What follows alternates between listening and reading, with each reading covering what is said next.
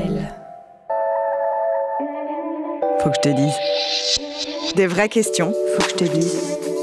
Des vraies réponses. Faut que je te dise. Je suis Marine Revol, journaliste. Bienvenue dans Faut que je te dise.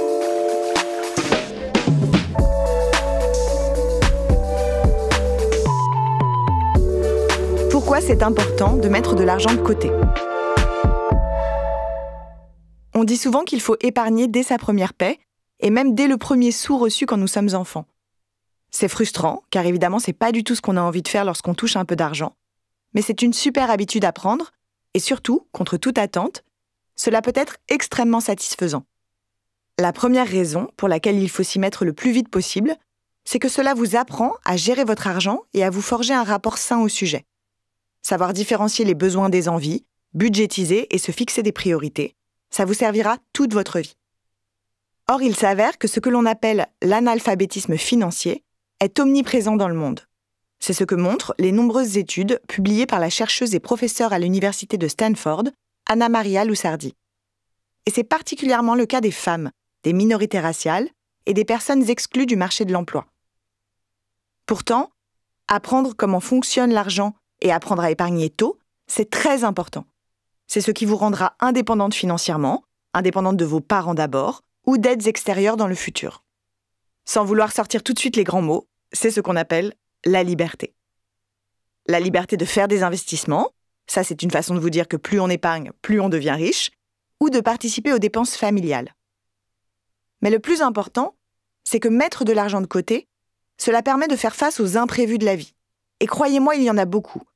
Une maladie, un ordinateur qui vous claque entre les mains, un proche qui a besoin d'aide ou un déménagement. Ça vous semble abstrait et lointain ? Alors on va essayer de comprendre quelles sont toutes les satisfactions que vous pourriez en tirer à court et moyen terme. En bref, pourquoi en épargnant maintenant, vous serez content maintenant. On vous parlait il y a quelques secondes des imprévus de la vie. C'est vrai, il y en a. Mais un imprévu, cela peut être aussi un imprévu positif, enthousiasmant. Je vous donne un exemple. Vous vous découvrez une passion pour le design graphique. Et donc, tout d'un coup, il vous faut une tablette graphique. Mais aussi de l'argent pour acheter un logiciel de retouche, par exemple. Et peut-être que c'est votre vocation, votre talent et votre avenir. Ça, se découvrir une passion et s'y mettre à fond, cela fait partie de ce que la vie a de plus chouette à offrir. Et si vos parents n'ont pas les moyens d'acheter la tablette, ou s'ils refusent, dans cet exemple précis, croyez-moi, vous serez heureuse d'avoir un peu d'argent de côté et de pouvoir tout de suite vous mettre au travail. Et la liste des joyeux imprévus est infinie.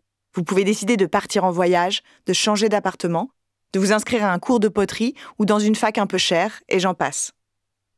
Lorsque vous serez face à un imprévu, si vous avez de l'argent de côté, vous aurez non seulement la satisfaction d'avoir cette somme à disposition, mais ce sera aussi une source de fierté et de confiance en soi immédiate. Maintenant qu'on a dit ça, je veux souligner que c'est d'autant plus important pour les filles d'épargner. Les femmes, une fois qu'elles travaillent, n'ont pas le même salaire que les hommes. Au niveau mondial, elles gagnent environ 20% de moins. Et plus les années passent, plus les inégalités entre hommes et femmes se creusent.